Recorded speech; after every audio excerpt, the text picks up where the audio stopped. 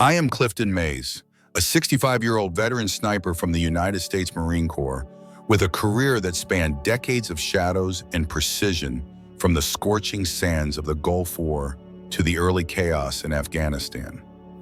These days, I'm not pulling triggers anymore. I'm a civilian advisor in those same unforgiving Afghan mountains, training local forces on the art of observation and survival. In my world, everything boils down to absolutes: life or death, loyalty or betrayal, success or utter failure. There's no room for gray when a single miscalculation can end it all. Back home in the quiet hills of rural Montana, I thought I'd built a fortress of trust with my wife Sandy Carson, now Sandy Mays. We met 7 years ago at a veteran support group in Billings where she worked as a counselor. I was 58 then, fresh into retirement after years of deployments that left me with scars no one sees, PTSD, that creeps in like a silent enemy. Sandy at 52 now seemed like the perfect partner. Understanding, supportive with those flowing auburn locks, kind green eyes, and a smile that could melt the ice around a hardened soldier's heart. She got it. The nightmares, the hypervigilance, the need for routine. Our courtship was deliberate, just like everything in my life. I vetted her background, met her family, her father a retired cop in his late 70s and her mother a former school nurse. Sandy had studied psychology and poured her passion into helping vets like me readjust to civilian life. When our son Timothy came along 5 years ago, a late blessing in my twilight years, I felt complete. He was born when I was 53, a miracle after doctors said it might never happen. The kid's got my steel gray eyes and his mother's gentle spirit, but I've spent every moment instilling in him the values that kept me alive: responsibility, honor, keeping your word. Even from here in Afghanistan, I called daily video chats for homework, helped bedtime stories about courage under fire. My old spotter and closest friend Jesse Ree, who's 64 and advising alongside me, always ribs me about being the old man who can still spot a threat a mile away in a sandstorm. What set me apart wasn't just the shots I took. It was reading people, predicting their next move, staying 3 steps ahead. I learned that young, growing up in a shattered home. My alcoholic father bailed when I was 12, leaving my mother, Eva Mays, now 85, and as tough as ever to raise me and my sister on 2 jobs. Trust is earned slowly and lost in an instant, she'd say. Some betrayals can't be forgiven. Those words forged me. In the Corps, I saw justice bend, good men court-martialed for nothing, others decorated for horrors. Sometimes you handle it yourself. Sandy seemed unbreakable, different from the flakes who'd let me down. She embraced my control, my routines, my compartmentalized emotions. When this advising contract pulled me back overseas, she vowed to hold our family steady, my anchor in the storm. From these rocky outposts, I manage it all. Digitally, bills paid online. Timothy's school grades, monitored neighborhood cams I installed, keeping watch. She teased me as her control freak, but I knew she valued the security. The night before, everything shattered. I was plotting Timothy's 13th birthday from afar, gifts ordered, classmates invited via Sandy, even a surprise video from Jesse and some old Marine buddies. I'd built us a solid life, a cozy home, private school for Tim, her part-time schedule to be there when he got off the bus. My pension and advising pay made it possible. I believed loyalty like mine would be returned. The bitter irony: a man trained to spot enemies from impossible distances missed the snake coiled in his own nest. Before we continue, we would love to know where in the world you are from. Leave a comment below and let us know. If you like stories of betrayal that lead to just punishment, hit that subscribe button and turn on notifications so you don't miss any stories. The date etched itself into my mind like a bullet's trajectory. October 15th, a night that would redefine betrayal. Jesse and I were perched on a rocky outcrop in the Afghan mountains, our civilian advisor roles keeping us vigilant over a suspected supply route. I wasn't scouting for shots anymore, but advising on precision and patient skills that had saved lives in my prime. It was 0300 local time, the desert wind whispering through the stones like ghosts from old battles. My rifle scope was zeroed for observation, breath steady, focus unbreakable. The satellite phone buzzed against my chest, shattering the silence like a misplaced grenade. Calls at this hour screamed emergency family crisis or mission shift. I glanced at the ID home. My pulse ticked up, but I signaled Jesse as sharp as ever from our shared Gulf War days to hold watch. Sandy knew the rules, no interruptions unless it was dire. "Sandy, what's wrong? Is Timothy okay?" I answered, voice low and controlled. The reply wasn't hers. It was a deep, mocking drawl that iced my veins. "Hey, soldier boy, this is your wife's boyfriend." The words slammed into me like a sniper round, clean lethal. Time dilated as my brain dissected it, impossible yet real. In the background, Sandy's laugh echoed not the warm one I cherished, but a cruel, gleeful cackle that twisted my gut. "I just tattooed property of a coward on your son's face." He continued, each syllable engineered for pain. My world ignited in white-hot rage, but decades of training clamped it down. Face neutral, breath even, muscles coiled, but still. Jesse caught the shift, immediately pivoting to cover me while scanning for threats. The stranger, Brandon, as Sandy called him in the background, piled on. "Your boy cried like a little bitch, just like his daddy probably does when the bombs drop." More laughter from her. "Tell him about the adoption papers, babe." Brandon. Now I had to name a target. "That's right, hero. I'm putting your bastard son up for adoption. Found some folks who want a damaged kid. Sandy and I are starting fresh, no genetic trash from you." The phone shuffled. Then Sandy's voice cut through, venomous and unfamiliar. "You really thought I'd stick around for a broken old vet Brandon gives me? Excitement, passion, or real life? You were always controlling paranoid. Well, congrats, your paranoia was spot on."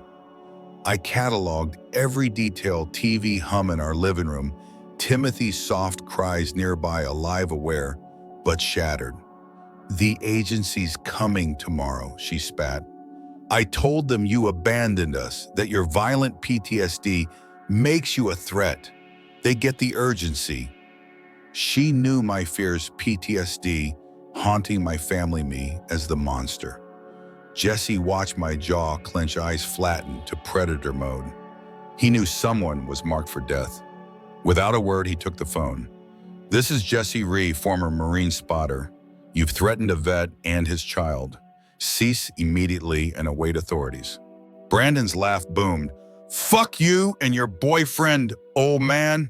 Come home and try stopping me." Click. Deadline. I sat motionless for 30 seconds, mind recalibrating like a long-range shot, distance, wind movement. Breathe, squeeze. "We're going home," I said, voice flat as a kill zone. "Cliff, we can't just..." "Now, Jesse, tonight." My tone brooked no debate. He'd seen me call airstrikes on my position and make impossible calls under fire.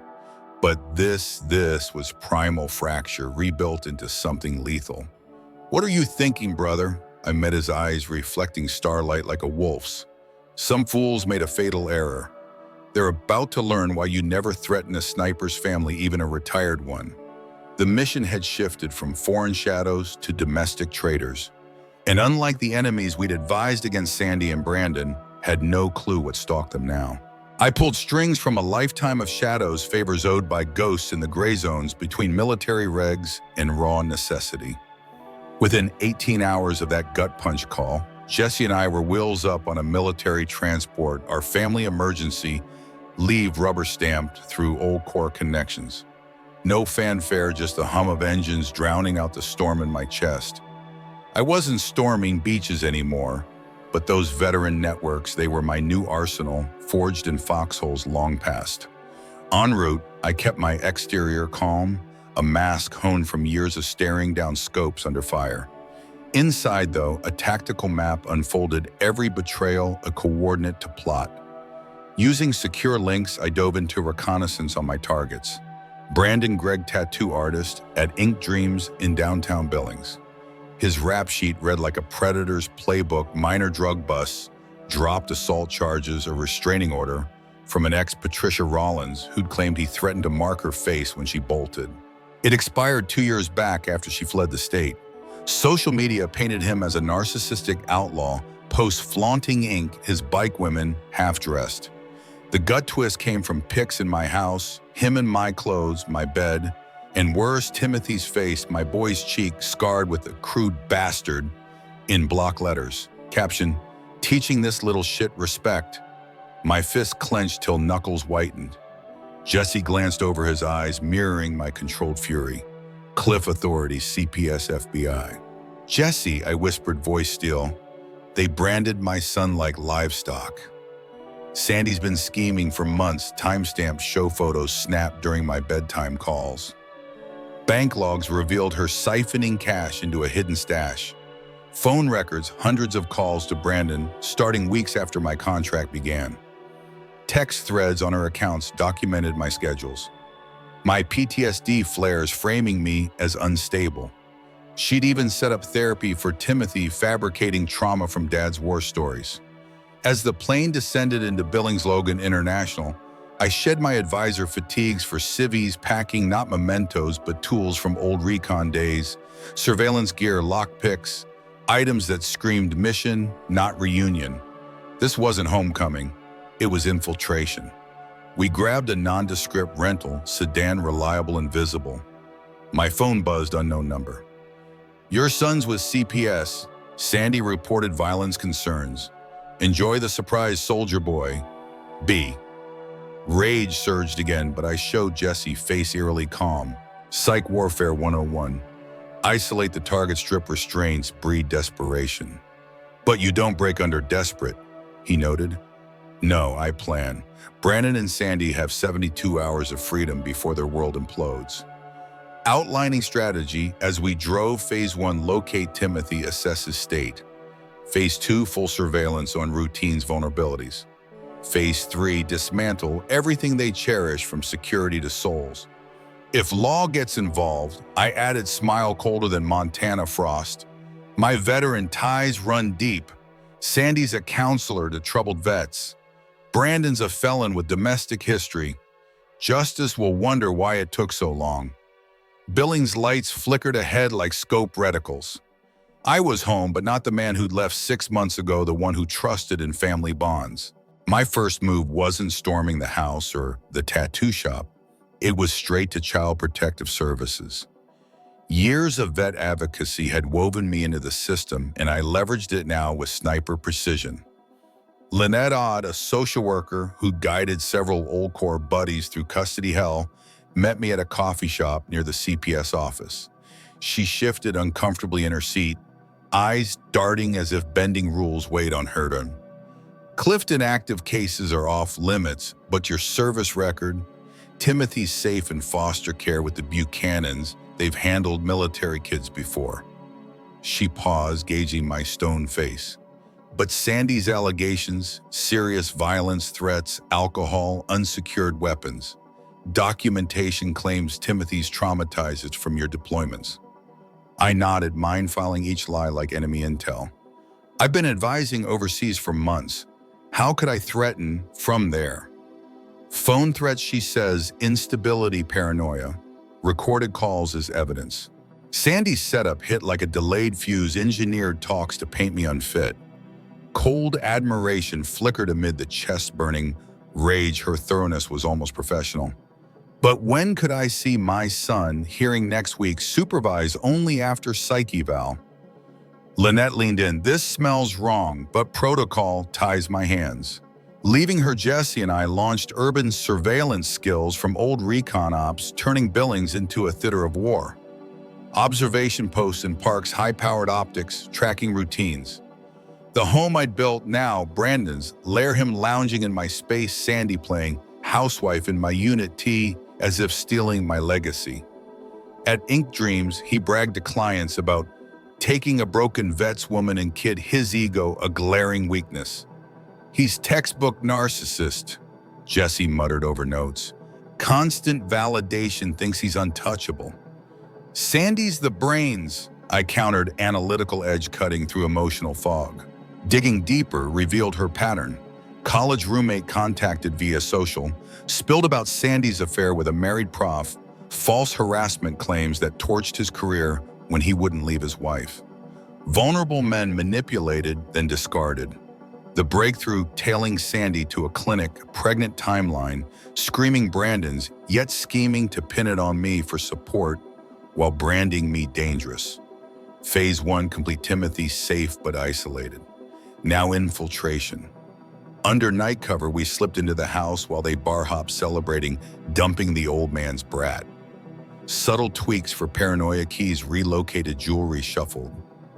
Thermostat nudged.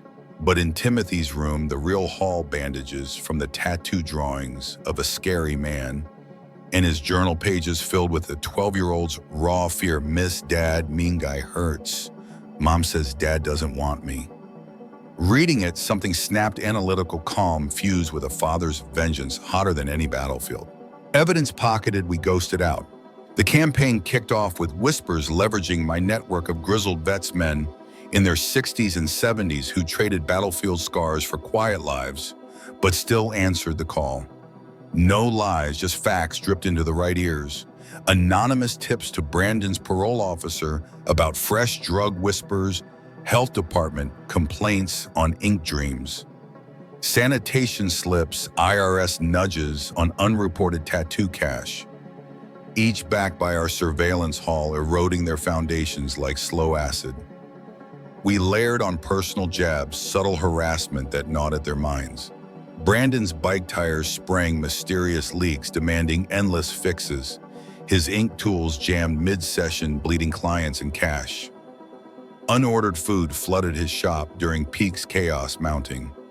Sandy felt it too. Her falsified records for Timothy's trauma drew CPS scrutiny after tips flagged inconsistencies. Former clients questioned her ethics. The pregnancy revealed to investigators poked holes in her timeline claims. Body language betrayed her crack, frantic pacing, phone rants, stress etching her face. Brandon grew paranoid, swapping locks numbers, even packing heat parole violation I noted but held. My old vet allies helped here, their discreet eyes amplifying our watch. I intensified with public shadows, never confronting, just existing newspaper at her lunch spot magazine, browsing where he grabbed supplies. Legally ironclad, but their reactions gold. Sandy called cops for harassment, only to find me innocently present. Brandon lunged once outside a cafe. I nodded politely, walked away, leaving him ranting like a fool to onlookers. You're toying with their heads, Jesse said, admiration tinged with caution.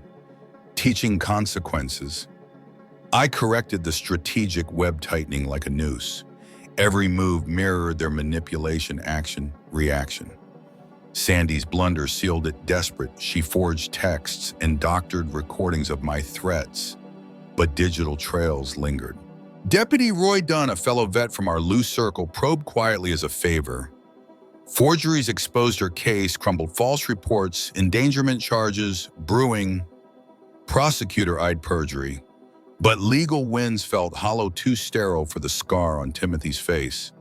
With Dunn's nod and vet's shadows covering flanks, I escalated, infiltrated Brandon's pad while he crashed at Sandy's. No subtlety, bike dismantled, bolt by bolt, tools wrecked, inks ruined, mirrors swapped with Timothy's tattoo pics. You marked my son, now you're marked. His discovery sparked the predicted fury, no cops lest he look weak. He stormed the house, kicking down my old door, accusing Sandy of sicking her soldier X on him. Neighbors dialed authorities. Domestic charges flew, parole revoked. 3 wins in 1, him caged her accessory house, a crime scene they couldn't touch. Justice stirred, but not enough. They needed permanent echoes of their cruelty scars that lingered. With Brandon locked in county awaiting trial and Sandy holed up in a dingy motel, I shifted gears from mind games to total dismantling, methodical, legal, devastating. Emergency court orders reclaimed my home first. Her squatting and his rampage handed me the leverage deputies hauling her out amid her shrieks that only bolstered the charges. Timothy's release came the same day. The reunion gutted me. My boy flinched at my approach, the crude tattoo a raw accusation on his cheek. But I knelt slow, voice steady. "It's me, son. You're safe now." Trust rebuilt in fragments as whispers of, "The mean man said you didn't want me," met with my fear, "A lie. You're my world and no one's touching you again." Laser treatments started immediately. Top surgeons mapping removal sessions that had spanned months, faint scars lingering. Each would echo his pain, fueling my cold fury into sharper strategy. Brandon's empire crumbled from his cell. Military intel contacts unearthed his fringe ties to child exploitation, not core, but inking marks on underage victims for traffickers. Evidence funneled to feds guaranteed heavy sentences. His parlor seized by health and IRS raids license, revoked assets, frozen gear trashed as biohazards. Bailout. He'd emerged to nothing. Sandy's fall was quieter, deadlier. Probes revealed her embezzling from the vet support group, siphoning funds meant for warriors she feigned helping. I fed proof to the board licensing folks and fraud investigators. License suspended charges, filed audits, ripping open her finances. The knockout. Her pregnancy paternity test nailed Brandon, shattering her claims while exposing prenatal drug use, triggering child endangerment probes for the unborn. I met her father, Norman Carson, at a downtown diner, retired cop, looking hollowed by the revelations. Photos of Timothy's face hit him hard. How could she? To a child. I laid it bare, no vengeance on his kin, just facts her rights as mother couldn't stand. 2 hours later, he pledged testimony for sole custody and termination. Her own blood turning the screw. That night, Brandon's jail call came desperate bartering. "Soldier boy enough, I know it's you screwing my life, deal? Call off, the feds drop charges, I'll vanish. Sandy's on her own, she played me too. Got dirt on her other marks, kids' families, vets she targeted." In the reclaimed quiet of home, Timothy asleep nearby, I smiled into the dark. His betrayal of her proved their core rot, they deserve the abyss together. Appreciate it, Brandon, but mistake, I don't want you gone. I want you suffering, public permanent. Tomorrow accelerates that. Click. He knew that S in the web wasn't escape-proof, it was a trap closing in. Legal chains were temporary, their damage to Timothy eternal. Time for something lasting. Brandon's bail release was my orchestrated symphony connections, ensuring a Friday evening drop, granting him a weekend of false freedom before court. Classic tactic, dangle rope for self-hanging. He emerged cocky, convinced our jail chat bought mercy. Wrong. The seaside pressure was prelude. Execution loomed. His path led straight to Sandy's motel, our legal cams capturing the volatile reunion of parking lot brawl, where he blamed her for his fall. She accused him of ditching her. They deserve the toxicity. Jesse watched the feed with me, endgame. Tonight they choose and it seals their fate. Through cutouts, a lure-dropped, high-cash tattoo gig, discreet, special work meet at an outskirts warehouse. His shady contacts vouched it as safe for deals. Unbeknownst, I'd rigged the place like a containment zone, not for kills too merciful for Timothy's scar, but revelation. Sandy tagged along, greed overriding caution amid mounting debts. They arrived at 9:47 p.m., guided by dim lights to a setup, chairs, tattoo gear. Hidden cams rolled from angles mics, catching every breath. Nervous excitement over easy money. 30 minutes ticked. Realization dawned. "This is bullshit," Brandon snarled, packing up. Lights dyed shadows dancing under emergency glow. My altered voice boomed via speakers. "Brandon Gregg Sandy Mays, you face judgment for crimes against the innocent." They whirled him, drawing a concealed knife, her clinging in terror. "You marked a child, stole a father's boy, and wrecked a family for sport. Tonight, consequences arrive. Blinding floodlights snapped on, revealing a dozen figures in tactical gear masks, hiding faces my vet allies, battle-hardened elders, volunteering after hearing the tale. I stepped center, unmasked. "What the fuck?" Brandon barked, voice cracking despite bravado. "Accountability," Jesse unmasked, stepping forward. "You harmed a Marine's kid, dishonored his kin, made it personal for us all." Sandy bolted, blocked by two burly ex-Rangers. Her manipulations failed against men who'd faced real hell. "This is kidnapping," she wailed. "Rights," I said calmly, "like those you gave my 12-year-old when your lover inked his face." The warehouse mimicked a tribunal evidence table rolling cams. No fists, just truth extraction. Confess everything, abuse schemes, plans. Admit Timothy's innocence, explain preying on military families. Refuse, we release you unharmed. But footage of your conspiracies, violations, extortion hits every agency. Jesse flashed a tablet, his meth side hustle, to kids' federal gold. The net snapped. Sandy cracked first. "His idea. He said we'd cash in on support. No one believes a PTSD vet." Brandon spun. "Lying bitch, you planned it, targeted him from day one.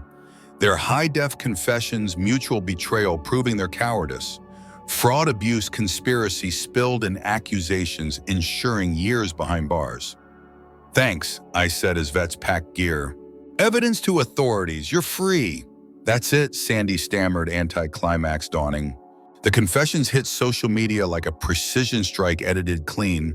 My vet allies' faces shielded. But Brandon and Sandy's raw admissions, front and center, child abuse fraud, conspiracy against a military family. Local news grabbed it first, then regional, national outrage exploding as Timothy's scarred face became an emblem of cruelty, them the faces of depravity. Veteran groups demanded max prosecution. Child advocates spotlighted military family vulnerabilities. Social feeds boiled with fury, a website springing up cataloging Sandy's predator history testimonials from vets she'd exploited via counseling access. Brandon got nabbed in the warehouse lot by monitoring feds' meth confessions, triggering federal counts, tattooing a minor, adding state charges. Bail yanked, he vanished into custody. Sandy evaded immediate lockup due to pregnancy, but her world unraveled, parents' public disownment, colleagues' distancing statements, CPS moving to strip rights for Timothy and the unborn. The scope widened. Patricia's evidence revealed their duo's long game, Brandon scouting families via ink or bars, Sandy infiltrating through support groups, systematic destruction across states. FBI task force dubbed it Veteran Hunters, probing ruined marriages, rigged custodies, drained funds. My strategic feeds. They fueled policy shifts, tighter vet org checks, enhanced counseling oversight. Civil suits piled on me, organizing a class action for victim families, assets seized under forfeiture, insurance axed, pensions lost. They'd pay lifetimes. 3 months post-warehouse sentences dropped Brandon 25 years for distribution abuse conspiracy. Sandy 15 for fraud endangerment, her role. Middle-aged release records barring trust positions forever. For me, revelations brought unexpected peace. Sandy hadn't changed. I'd been just another mark in their enterprise. Timothy healed, strong therapy, easing scars, physical ones, fading under lasers.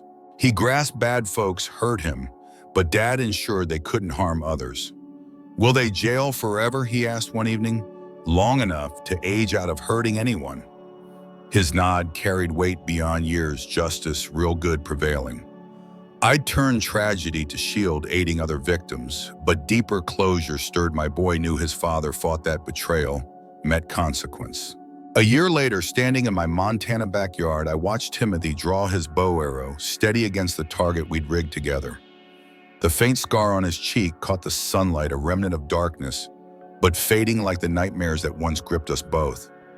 He'd taken to archery as therapy suggested, each shot rebuilding his control, his confidence. "Bullseye, Dad," he yelled, grin wide, the boy who'd flinched, now standing tall. It symbolized our rebirth precision over chaos strength from wounds. I'd left advising behind joining the FBI's Veteran Crimes Task Force, born from our case hunting predators who targeted warriors like me. The work fed a purpose deeper than any old deployment, protecting those who'd served, turning my scars into shields. Each bus spared families the hell we'd endured, a quiet victory that mended the fractures in my soul. Jesse had pivoted too, launching a security firm safeguarding vet organizations from infiltrators. We partnered often, our bond evolving from battlefield brothers to civilian guardians. The warehouse op drew scrutiny, but deemed citizens' evidence, gathering no charges, just nods that we'd averted more crimes. Brandon's cell held horrors for child abusers. Reports painted him broken, tough facade stripped in isolation. Sandy's pregnancy ended in loss, her spirit shattered in prison, a shadow of the manipulator she'd been. Timothy surprised me one day.